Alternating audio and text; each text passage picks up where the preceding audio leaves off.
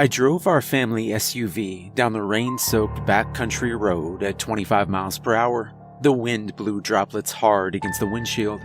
The wipers could barely keep up with the onslaught as long lines of moisture accumulated on the edges of their reach. We were less than 10 miles from home, but it would take nearly 30 minutes at this speed. With my wife and 4-year-old son in the back, safety came first.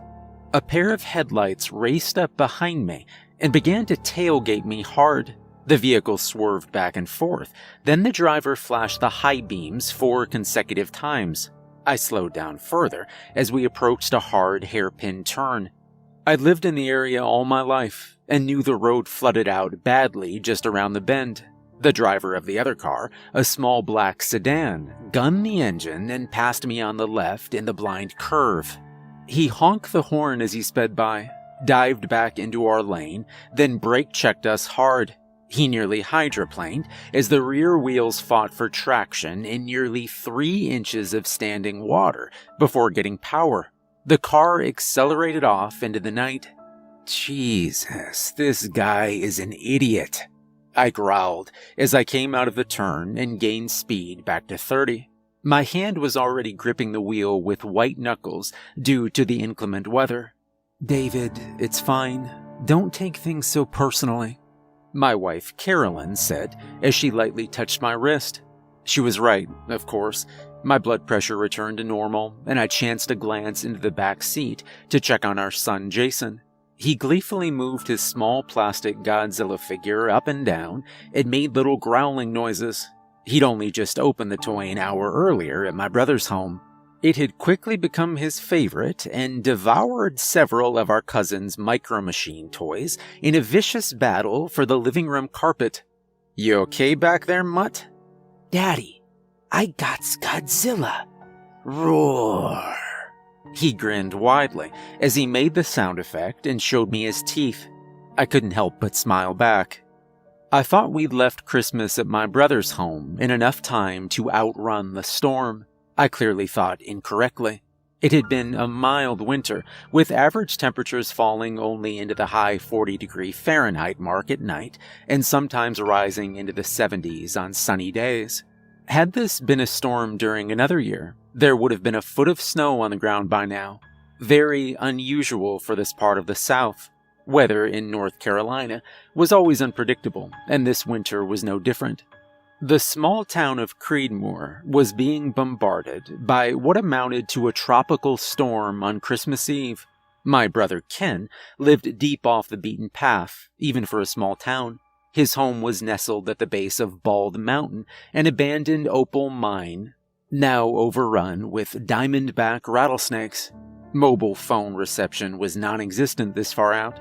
We left the small intersection of Shoofley behind as we turned onto old NC 75 highway to return to town, passing the locally famous 100-year-old gas station with a giant Coca-Cola painting on the side.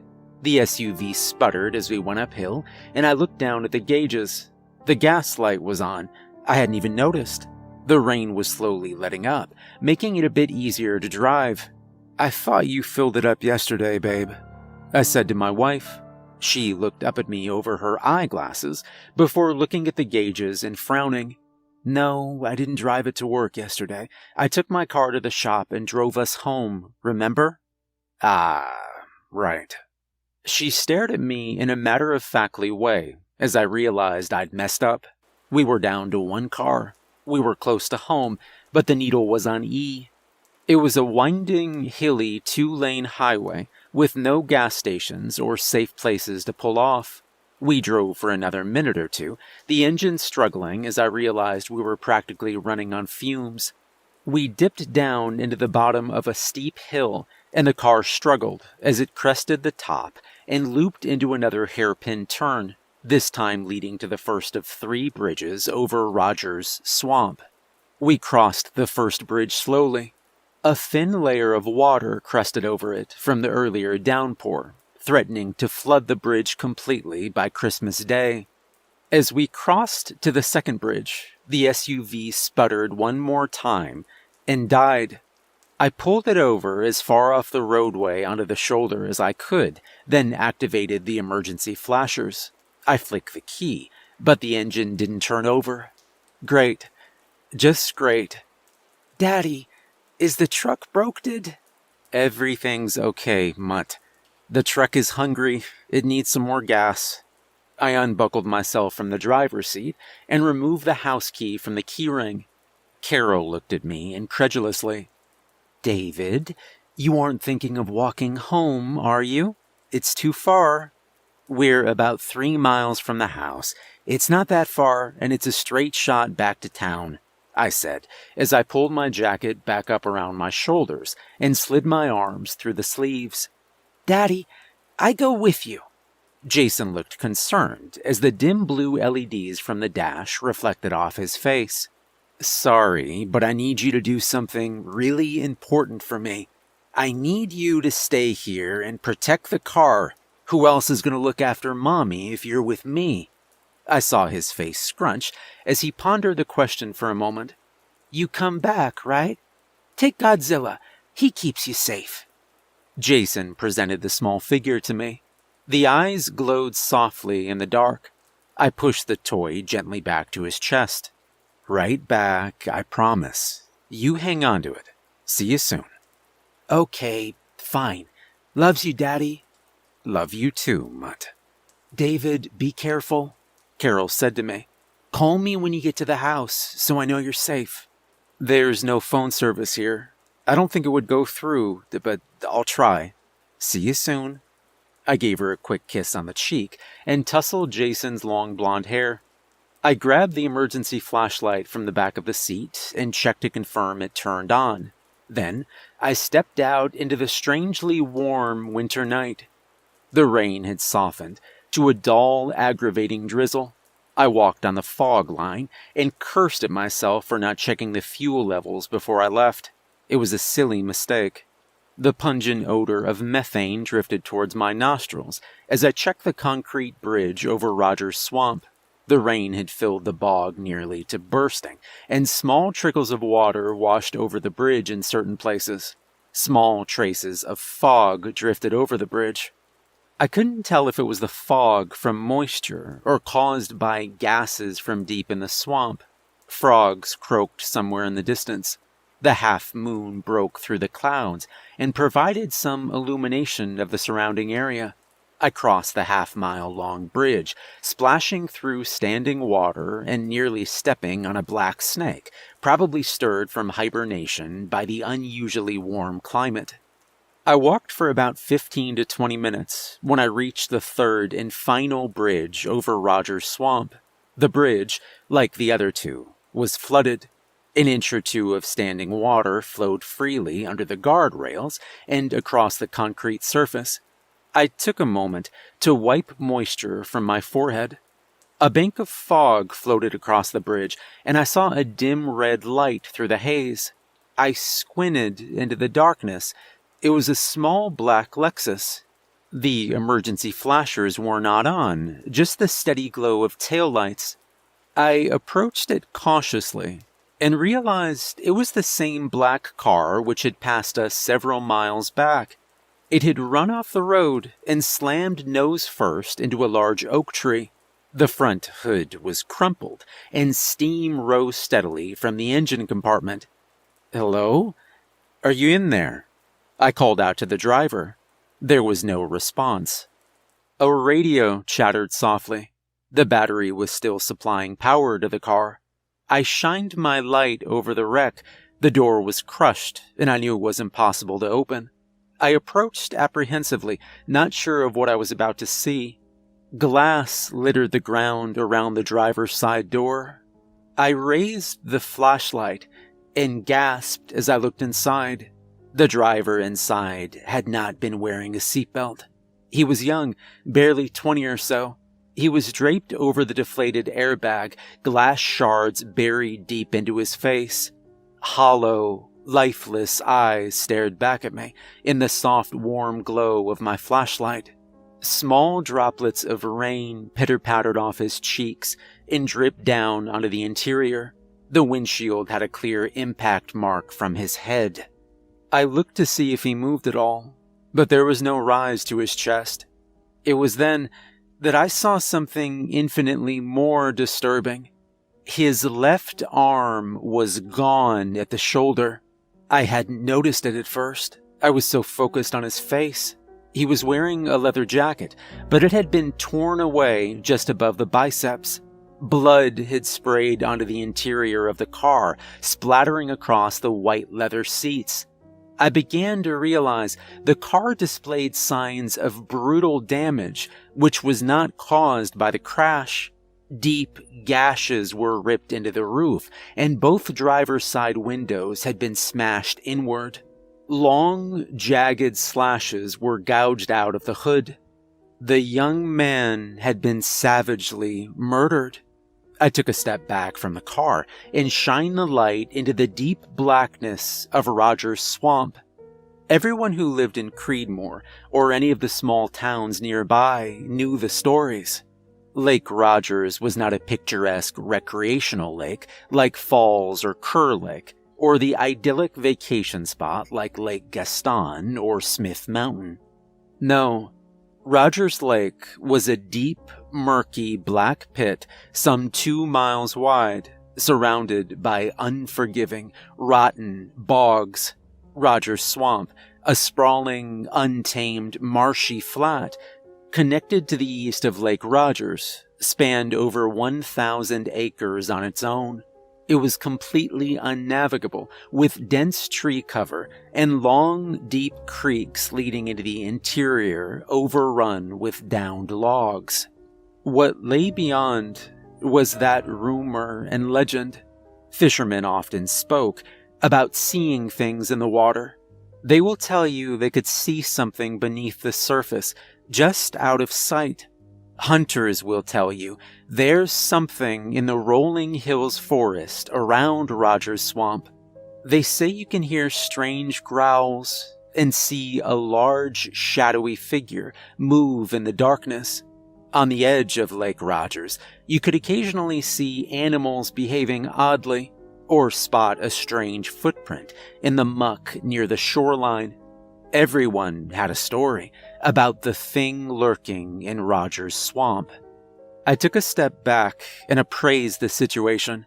I was a rational man, a robotics engineer by trade. I didn't believe in the tall tales and had not given them more than a passing laugh since I was a child. Still, the grisly scene before me was completely unnerving. I removed my phone from my back pocket and checked the top left corner. No service.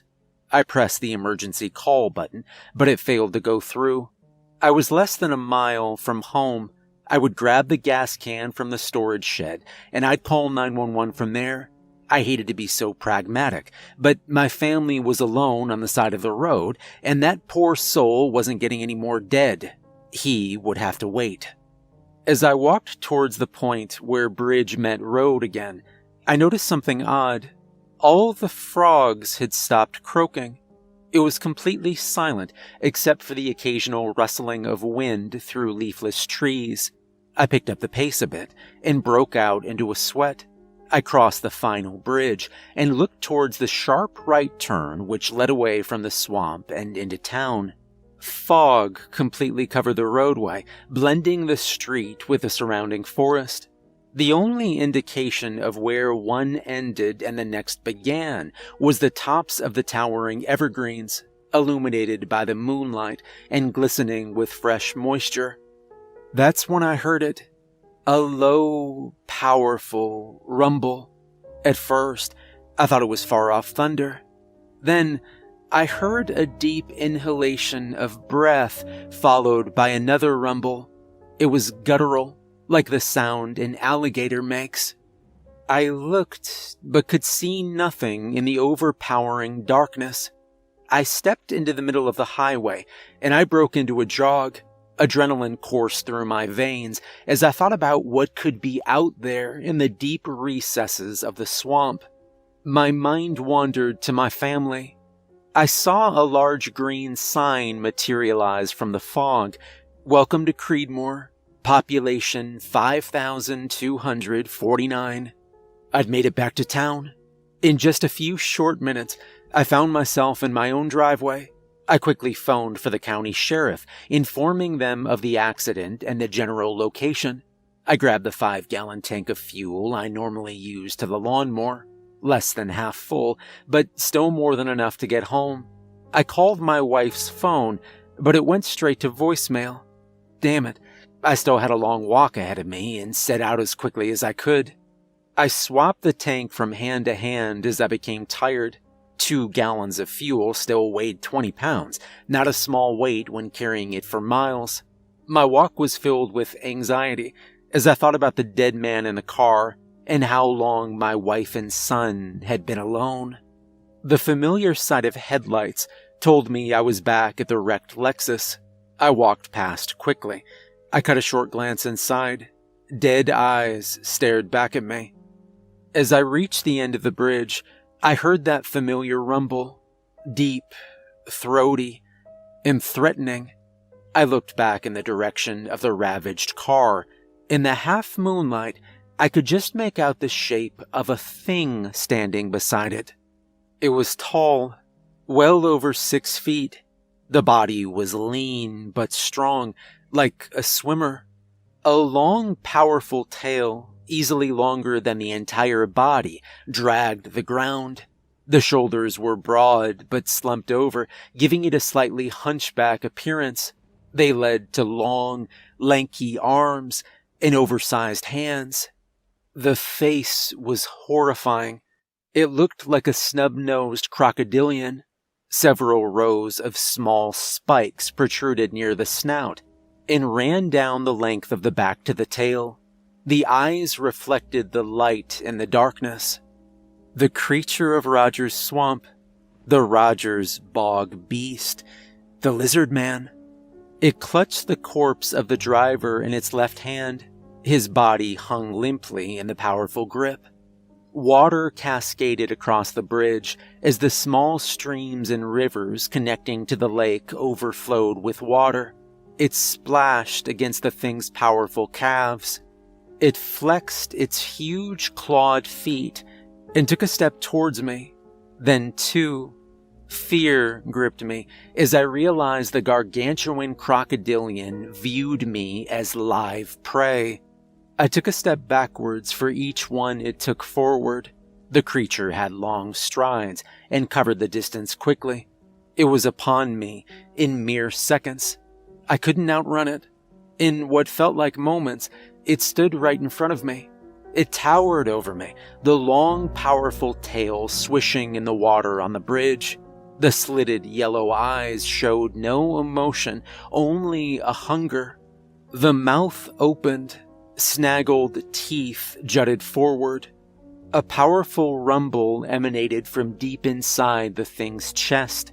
The nostrils flared as it smelled me, possibly deciding if it thought I would be better than the meal in hand.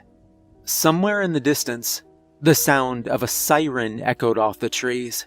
The monstrous thing turned its head upwards to the night sky. As the siren inched closer, it looked back at me. The creature leaned down and met eye to eye for a moment. I thought to myself, this is the end. It's gonna bite my head off right here. But it didn't. Instead, the creature crossed the bridge, dragging the dead body behind it like a toy. It stepped up onto the guardrail, bending it in a foot. It leaped over the side with a loud splash and was gone. Bright red and blue lights reflected off the trees of the hairpin turn. The ambulance turned the corner, and high beams washed over me. A white Dodge Charger with the county sheriff's insignia followed right behind. The deputy stepped from his car and tried to talk to me, but I couldn't hear him. All I could hear was that deep rumble. After several moments, I regained my composure enough to respond to questions.